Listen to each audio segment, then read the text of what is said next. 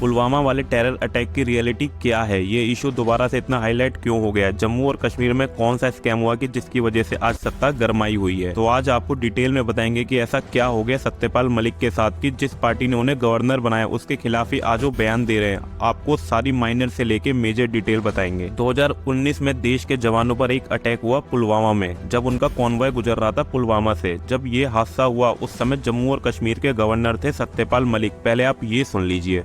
मैं तो जब प्रधानमंत्री से मिलने जाता था इस्तीफा जेब में रख के जाता था। अगर मेरे से एक बार भी मांगते, चूंकि मैं इस बात का आभारी हूँ कि उन्होंने ही मुझे बनाया।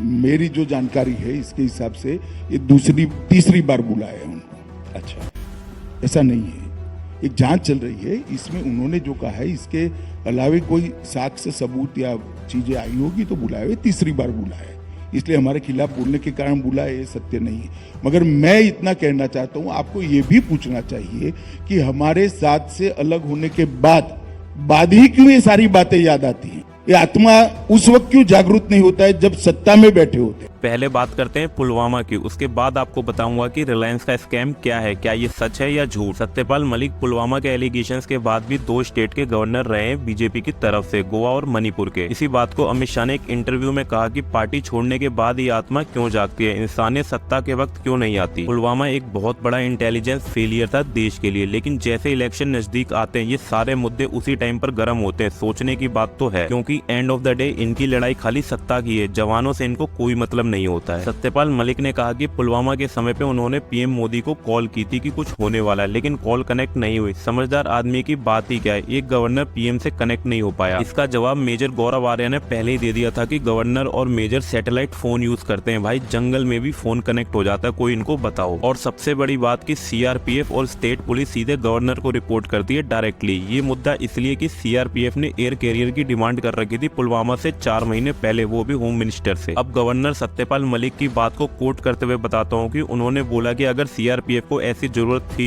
तो मैं उनको अपने स्टेट फंड से दे देता। अब सोचो कि स्टेट के गवर्नर को नहीं पता कि सीआरपीएफ की क्या डिमांड है। ये सुनकर ऐसा लगता है कि मजाक कर रहे हैं ये लोग गवर्नमेंट के साथ। पुलवामा के लिए गवर्नमेंट को ब्लेम करना क्योंकि उन्होंने रिस्पॉन्स नहीं करा। क्या गवर्नर के हाथ में कोई पावर नहीं होती? सच बताऊं तो गवर्नर उस स्टेट का माई बाप होता है। अगर आपने सत्यपाल मलिक के इंटरव्यू सुने होंगे तो खुद सोच कर देखो कि क्या बात कर रहे हैं ये। और एक और मुद्दा जो सत्यपाल मलिक ने गरमा रखा है वो है रिलायंस स्कैम। जम्मू और कश्मीर में 300 करोड़ का स्कैम हुआ है, आखिर इसकी सच्चाई है क्या? 2018 में सत्यपाल मलिक ने रिलायंस की फाइल रिजेक्ट कर दी थी जम्मू एंड कश्मीर में टेक्नोलॉजी एक्सपेंडिचर के लिए आई हुई। लेकिन क्या आपको पता है कि इन्होंने ये फाइल रिजेक्ट करी क्यों थी? क्या आपको इसके पीछे की सच्चाई पता है? मैं बताता हूँ। एक इंटरव्यू में सत्यपाल मलिक के मुंह से एक बात निकल गई थी कि ये टेंडर रिलायंस को मिलना चाहिए। खाली इसी वजह से कि बात का बतंगड़ ना बल जाए, इसलिए इन्होंने रिलायंस की फाइल को रिजेक्ट कर दिया था। ये है इसके पीछे की सच्चाई। लेकिन उसके बाद भी लगातार इसके ऊपर इतना बवाल हो क्यों रहा है? ये सारी बातें इलेक्शन आने वाले हैं और इलेक्शन के लिए इन्होंने सारी पार्टियों को इकट्ठा करना है, तो उसके लिए कुछ तो ऐसा करना पड़ेगा कि पब्लिक का भरोसा भी चाहिए। बस यही सारा कांड है कि क्यों इन बातों को बार बार उठाया जा रहा है, क्योंकि ये चाहते हैं कि पब्लिक के मन में डाउट आए और वो कुछ सोचने लगे। बस इसी की बातें सारी, इसलिए ये लोग सब कुछ कर रहे हैं। लेकिन हम आपको ये बात हवा में नहीं बता रहे हैं, आपको फैक्ट्स के साथ बताएंगे। बस यही सारा कांड है कि क्यों इन बातों को बार बार उठाया जा रहा है, क्योंकि ये लोग चाहते हैं कि पब्लिक के मन में डाउट आए और वो कुछ अलग सोचने लगे। बस इसी की बात है सारी, इसलिए ये लोग ये सब कर रहे हैं। लेकिन हम आपको ये बात हवा में नहीं बता रहे हैं, आपको फैक्ट्स के साथ बताएंगे। आजकल पूरे इंडिया में भर भर के सत्यपाल मलिक के इंटरव्यू चल रहे हैं और हर इंटरव्यू में अब ये मुद्दा नहीं चल रहा है कि पुलवामा में अटैक क्यों हुआ और स्कैम क्या है जम्मू और कश्मीर का। इनका मुद्दा ये है कि किस तरह एक ओपोनेंट खड़ा कर सके ताकि अगले इलेक्शन में वो जीत जाए। इनकी बातों की तारीफ हैदराबाद तक चल रही है। अब आप खुद सोच लो कि पॉलिटिक्स में आखिर चल क्या रहा है। खाली सत्ता में आने के लिए लोग किस किस तरीके की बात कर रहे हैं। पॉलिटिक्स के लिए कुछ भी करो लेकिन आर्मी पर राजनीति मत करो। सत्ता में आने के लिए लोग किस किस तरह की बात कर रहे हैं। पॉलिटिक्स के लिए कुछ भी करो लेकिन आर्मी पर राजनीति मत करो, क्योंकि इससे किसी का फायदा नहीं होगा, उल्टा आपका ही नुकसान होगा। और इन दिनों सत्यपाल मलिक के फेवरेट लीडर है नीतीश कुमार और ये चाहते हैं कि आने वाले इलेक्शन में नीतीश पीएम के चुनाव लड़े और ये सारी पार्टियों को इकट्ठा कर रहे हैं इनके लिए। तो असली फैसला तो करना है जनता को कि आपकी नजर में कौन सही है और कौन गलत, क्योंकि हर हर विभीषण हमेशा राम के साथ नहीं होता। अगर चोरों की टोली के साथ जुड़कर ही अपनी राजनीति बनानी है तो फ्यूचर पॉलिटिक्स का डिजास्टर है और आधे से ज्यादा यूथ फिर नोटा पर चला जाएगा। ये सारी कहानी तो जनता को पागल बनाने के लिए बनाई जाती है। तो इलेक्शन के टाइम पर पुलवामा के जवानों पर पॉलिटिक्स करना, और अगर जम्मू और कश्मीर में कोई स्कैम हुआ है तो सीबीआई की जांच चल रही है, वो भी 2019 से, तो इसको भी इलेक्शन के टाइम पर हाईलाइट करना, कुछ तो बड़ा पका रहे हैं ये लोग। तो बस यही बात है सारी सत्यपाल मलिक के लगाए हुए एलिगेशंस की, और हम हमेशा टाइमिंग पर बड़ा जोर देते हैं, तो प्लीज बस ये टाइम ध्यान में रखो कि इसी समय पर क्यों। तो चलो आज के लिए बस करते हैं, और हम डेली एक हिडन ट्रुथ पर कुछ लाते हैं, तो चैनल को सब्सक्राइब जरूर करें। बाकी अगर आपको बात और वीडियो अगर पसंद आई हो तो चैनल को सब्सक्राइब और वीडियो को लाइक जरूर करें।